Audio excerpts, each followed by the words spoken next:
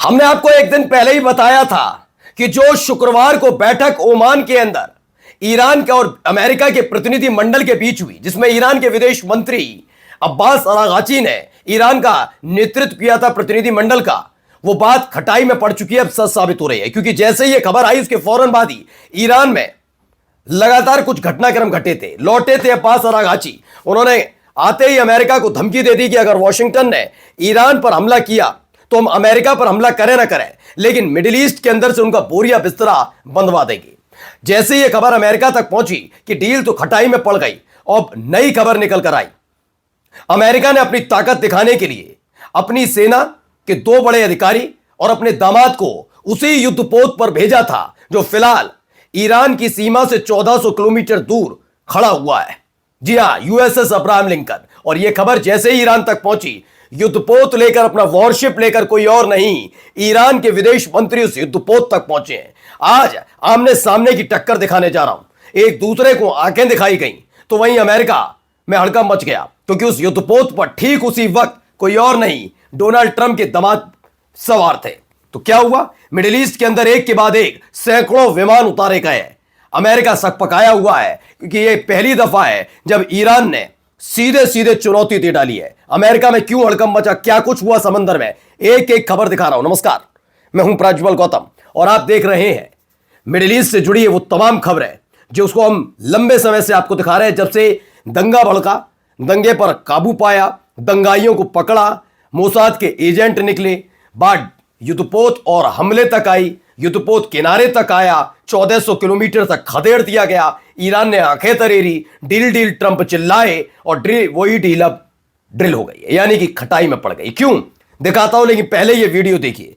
इस वीडियो ने पहले हड़कंप मचाया, अमेरिका को लगा अब डर जाएगा ईरान, लेकिन ऐसा कुछ नहीं हुआ।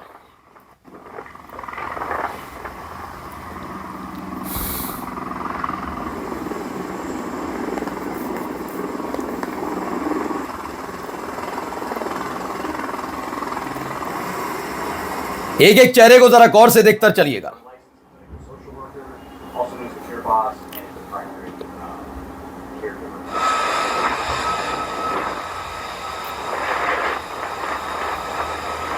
इसने ट्रंप का हलक क्यों सुखाया है, मैं बताऊंगा अभी आपको।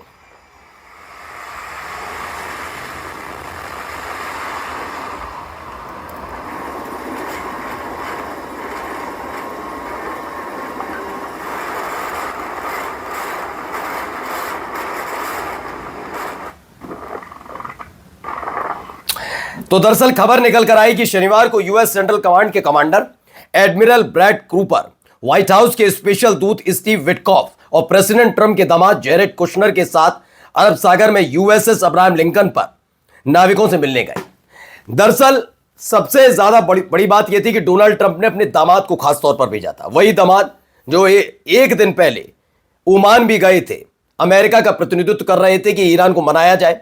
दरअसल डोनाल्ड ट्रंप अपने बाद अपने दामाद को राजनीति में सक्रिय कर कुछ बड़े ख्वाब देख रहे हैं और उनके नाम पर एक उपलब्धि दर्ज कराना चाहते थे। उनकी उम्मीद थी कि ओमान में अगर ये ईरान और अमेरिका के बीच डील फाइनल होती है तो इसका श्रेय उनके दामाद को मिल जाएगा और उसके बाद वो भी राजनीति में चमक जाएंगे। वो तो डील ड्रिल हो गई, मतलब पटरी से उतर गई। फिर दूसरे दिन ईरान को आगे दिखाने के लिए अपने दामाद को खास तौर पर भेजा, जिससे ईरान थोड़ा सकपकाएगा तो दुनिया भर में और खास तौर पर अमेरिका में बताया जाएगा, देखिए डोनाल्ड ट्रंप का दामाद कितना साहसी है।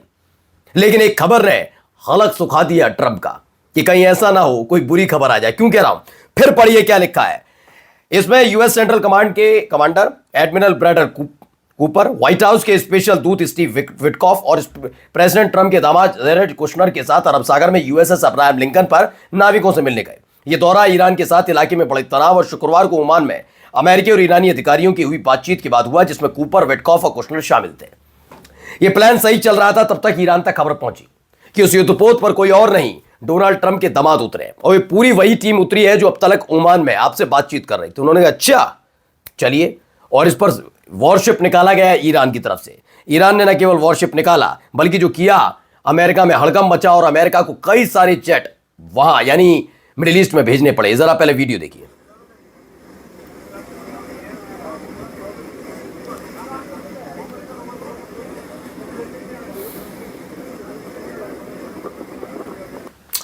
दरअसल यह है अब्बास अरागाची, ईरान के विदेश मंत्री।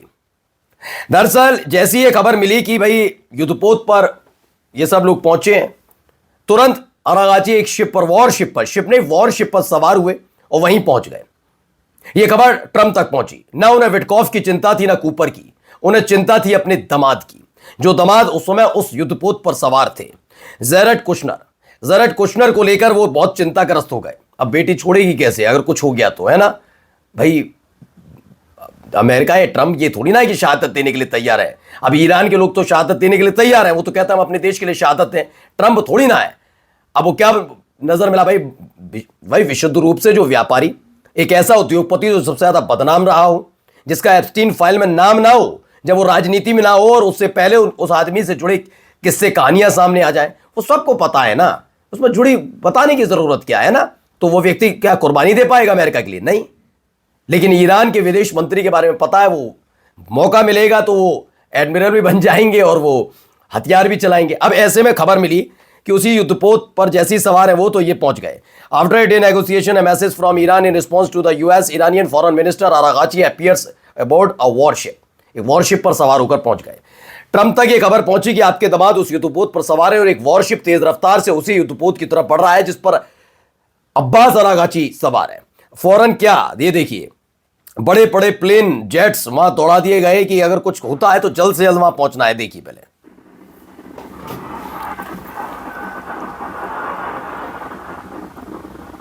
ये हालात देखिए क्या बना दिए। भाई हर एक देश की एक खासियत होती है। राजनेता क्या है, वो वाकई देशभक्त है या लफ्फाज, ये तय तो होता है। देख लीजिए कौन देशभक्त है और कौन लफ्फाज। बड़े बड़े प्लेन भेजने पड़े हैं। ये B-52 बॉम्बर है, स्टील्थ बॉम्बर, इसको भेजा गया कि जल्दी से दौड़ाओ वहां पर। कुशनर की सकुशल वापसी के लिए ट्रंप ने एड़ी चोटी का जोर लगा दिया। यह सब तभी हुआ जब कुशनर यानी कि ट्रंप के दामाद युद्धपोत पर सवार थे। अमेरिकी वायुसेना के B-52 स्ट्रेटेजिक बॉम्बर कतर के अल उदीद एयरबेस पर लैंड कर चुके हैं। पश्चिमी एशिया में बढ़ते तनाव के बीच अमेरिका की सैन्य तैनाती में यह बड़ा संकेत माना जा रहा है। यही नहीं, देखिए और भी चीजें हैं। ये भी प्लेन दौड़ाए गए, एक दो नहीं, सैकड़ों की तादाद में। देखिए